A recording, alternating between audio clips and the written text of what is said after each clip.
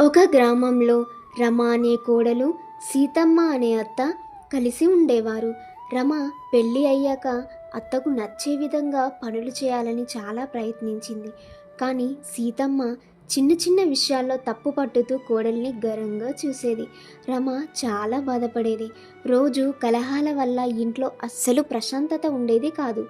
ఓ రోజు రమ చిన్ననాటి మిత్రురాలు దగ్గరికి వెళ్ళి తన బాధను చెప్పుకుంది. అప్పుడు ఆ స్నేహితురాలు, మీ అత్తని ప్రేమగా చూసుకో, ప్రతిరోజు మంచిగా ప్రవర్తించు, సహనంతో ప్రేమతో బుజ్జగించు, కొద్ది రోజుల్లో ఆమె మనసు మార్చుకుంటుందేమో, ఆలోచించు అని రమతో చెప్పింది. అప్పుడు రమ అత్తతో మెలకువగా మెలిగింది. నిదానంగా అత్తకి ఇష్టమైన వంటలు చేయడం, శ్రద్ధగా పరామర్శించడం ప్రారంభించింది. అత్త ఆశ్చర్యపడి నెమ్మదిగా కోడలి మీద ప్రేమ పెంచుకుంది.